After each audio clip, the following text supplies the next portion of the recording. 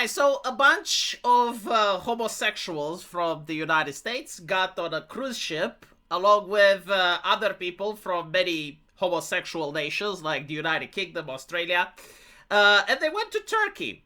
And apparently they were baffled, right? Like they were taken by surprise when Turkey said, absolutely not. Like under no circumstance will these people come here. And so this is shocking. I mean, CNN immediately got on the story. How can this happen? How can we allow? Well, you allow because sovereignty, right?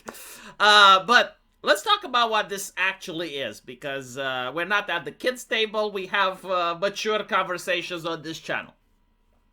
This is an activist group that wanted their name out there. And so within their circles, within the grifter industry of the left, they are now renowned.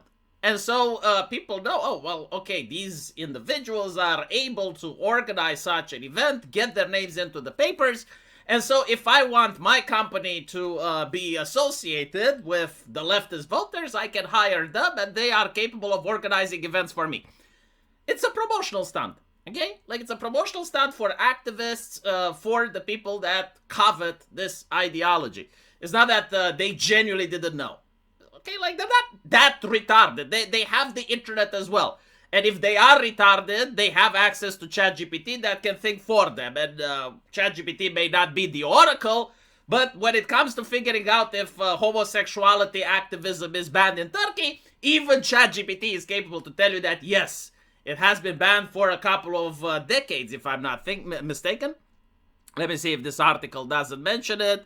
2015, right? So like almost 10 years off the bat. Like you cannot claim that in a modern nation, like you didn't know how to use the internet to figure out whether or not an Islamic nation, out of all things, is tolerating a gay activism. Now, I gotta say, compared to other Islamic nations, Turkey is probably one of the most chill. Which is why the activists chose it and they didn't choose Palestine, right? I'm just saying. But I don't think they're shocked, okay? And CNN isn't shocked either, but this is like the type of thing that gets clicks. And they probably work with some of the activists that are involved. And it's like, hey, you know, like you scratch my back, I scratch yours.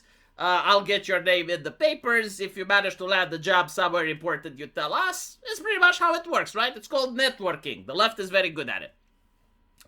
But let's talk a little bit about the cock and pussy, because apparently I saw a picture that Rupert Law posted, and it showed like many homosexual flags within the UK, and he said that, well, my party would never allow such something like this. To which someone responded, I don't understand why right-wingers and Muslims don't join hands, because most of their policies seem to be similar. Now, I gotta say, it is a little weird that leftists and Muslims join hands when their policies are different. But like right-wingers and Muslims don't really see eye to eye. Now, I can actually explain why this is. Like, first and foremost, like there are people that generally want to be in power, right? So like people do not really care about the policies as much as they care in sitting their fat ass on a chair that will give them 10,000 euros a month. Having like someone else come in with their own party, with their own circle of friends, with their own clique, prevents you from doing that, right? And so it doesn't really matter what policies they have. It's like who their friends are, who they're networking with, who they know, right? Like I'm bringing my gang over there. Even if the gang does the same thing, it doesn't mean that they necessarily agree with. But I will also say something else, you know, in the case of Britain, right? Is it fascistic or is it wrong for right-wingers to ban the promotion of the cock and pussy? Well, it is wrong to ban the promotion of the cock and pussy, but it is not wrong to ban the promotion of the cock and asshole or the pussy and the tongue. Because here's the interesting part, right? The government is a welfare state. Leftists wanted it to be a welfare state. I don't want it to be a welfare state, right? I don't want the money that I make to be taken away from my wife and child and then to be given to someone else, and that someone else isn't grateful to me, he is grateful to the government. Like, notice how people are enraged right now in the United States that Elon Musk is a rich person and he is not donating to the poor. When in reality, many people exist in the United States because they can feed themselves, specifically because Elon Musk is being taxed and his money is taken to welfare. But those people have no idea, right? Another example is when they are upset. It's like, oh, in the Bible it says that Christians should be nice to foreigners. The reality is that Christians are subsidizing the foreigners. Like, many foreigners wouldn't be able to live in the European Union without Christians being taxed and then subsidized, right? And so this is the welfare state. And in order to support the welfare state, you need more people. You cannot promote ideologies that aren't there to justify why you shouldn't have 7 children. It's not in the government's interest, financially speaking, not morally. Right? Now, these ideologies can be tolerated. Like, of course, it's even counterproductive to go out and start hunting people that think differently. Because what it does, it makes the ideology a little bit more rebellious, right? Which is why the left has used this ideology, specifically because it is rebellious, right? It makes the previous generation feel provincial, out of touch. And so the correct solution is literally what Turkey is doing. It's what Russia is doing. It's what Hungary is doing. It's what Eastern Europe is doing, which is why the European Union views these nations as extremely hostile compared to something like Palestine. Right? Why? Well, because when the ideology stops getting promoted and it becomes boring, then less and less activists appear pushing for that ideology, right? Like the actual homosexuals that provide legitimacy to the activists, they don't feel oppressed, right? Like, most homosexuals do not feel the need in wrapping some corporate flag and going out on the street. Most homosexuals just want to boot fuck in their own house, all right? And many nations, I think even Turkey, allows them to boot fuck in their own house. They just don't want them to boot fuck on the television. They don't want them to boot fuck in the streets. They don't want them to boot fuck in the activism, in the corporate environment, right? And so most homosexuals find this deal to be acceptable. It's like, okay, so I boot fuck in my house, and I don't, and you guys don't lock me up like the Soviet Union did.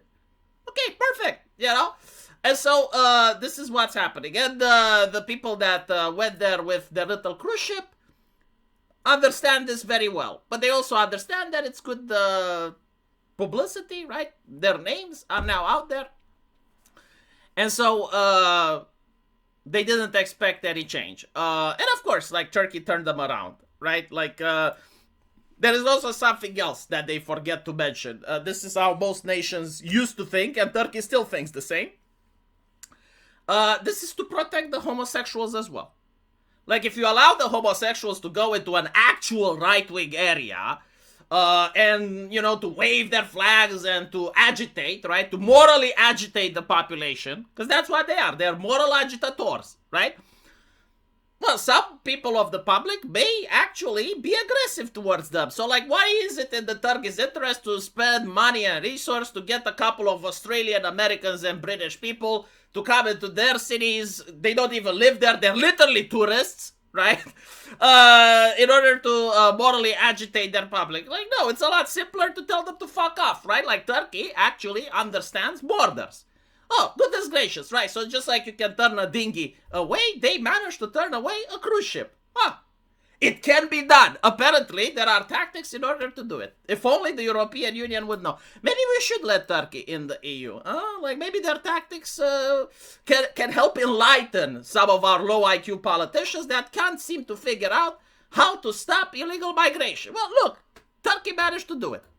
Let me know what you guys think. And as usual, we'll see each other in the comment section. Take care.